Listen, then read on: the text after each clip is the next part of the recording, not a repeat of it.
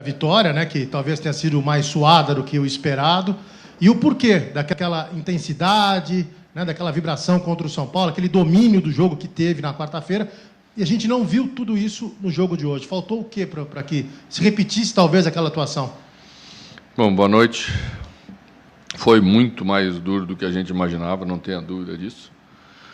E eu diria que, exatamente pela intensidade do clássico, por tudo aquilo que aconteceu, a preparação de você levar para um clássico uma situação de comportamento forte, de atitude forte, em poucas horas depois você não consegue repetir e sofre muito como sofremos, principalmente no segundo tempo, que foi visível o desgaste físico da equipe, nós não conseguimos mais reter a bola, e isso tornou o jogo dramático aí até o final. Mas também temos que levar em consideração que nos últimos 7 dias fizemos 9 pontos,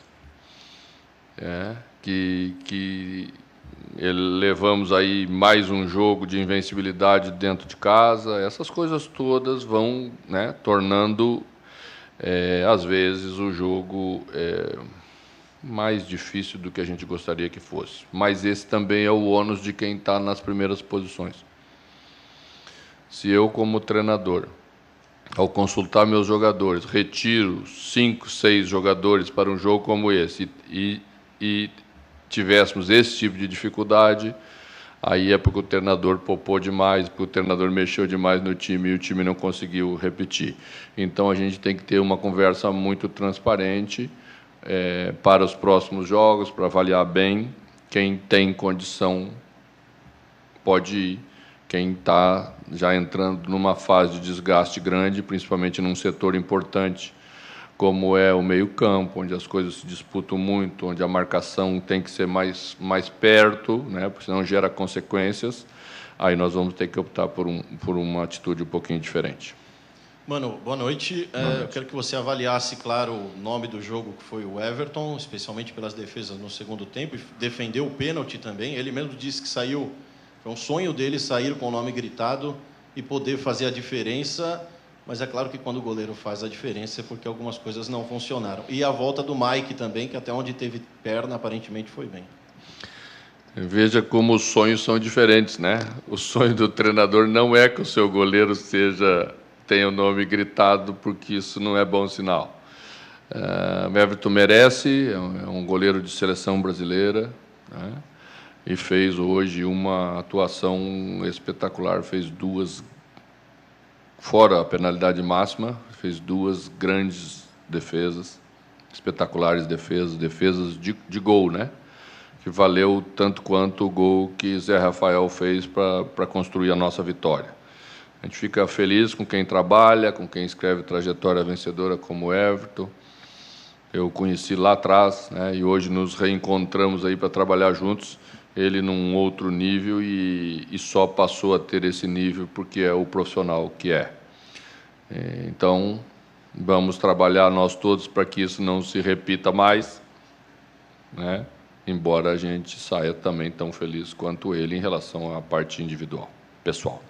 Ô, mano, Mike, desculpa. Mike é o jogador da posição, né? No jogo passado, no meio do jogo, no meio do segundo tempo, optei por Jean, exatamente por Jean estar com um ritmo um pouco melhor, vinha jogando alguns jogos mais recentes, e entrar no meio de um jogo sempre é mais difícil. Mas, para esse jogo, a gente já tinha uma condição para o Mike, fez um bom primeiro tempo, fez boas jogadas com a qualidade que tem de passagem natural. Então, a gente também já fica feliz com o retorno dele. Nessa impossibilidade de contar com o Marcos Rocha, a gente tem de volta um jogador especialista na função, que acrescentou muito na nossa construção de jogada pelo lado direito na primeira parte, enquanto ele teve condição física. Ô, mano, em cima do Mike mesmo, esse jogo, o começo dele, foi aquele jogo de paciência, que você falou que não dá para ser do mesmo jeito direto, como foi contra o São Paulo, contra determinados times.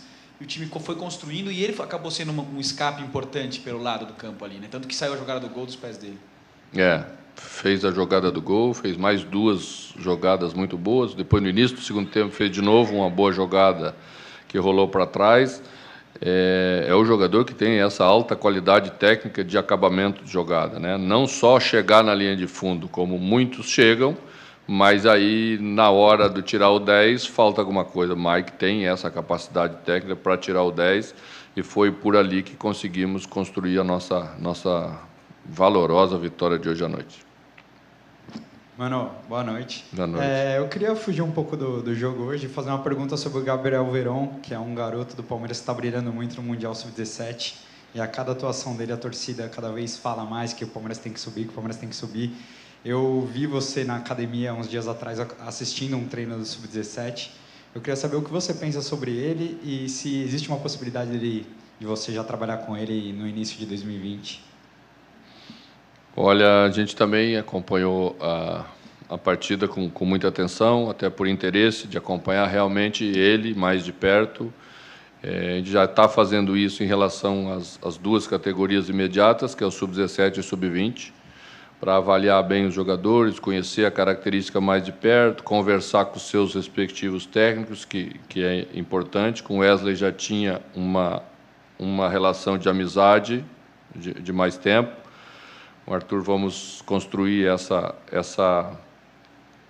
relação exatamente para tomarmos decisões importantes para o clube, para frente, para a nossa equipe e para os jogadores que têm talento e que pode estar, sim, conosco.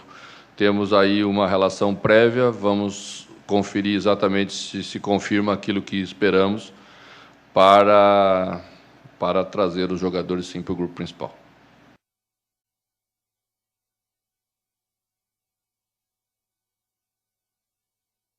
Mano, só mais uma. O Samba Enredo já disse que sonhar... Temos tempo bastante, né? Bastante. Sonhar não custa nada, né? A diferença é que era de 8, caiu para 5 para o Flamengo. A gente diz que isso coloca uma pressão no adversário para o jogo de amanhã diante do Corinthians. Você acha que os jogadores, pela experiência que você tem, se você estivesse na posição do Jorge Jesus, você coloca essa pressão mesmo? Os jogadores procuram esquecer essa parte matemática? Porque o Palmeiras faz o dele e vê o que acontece no final.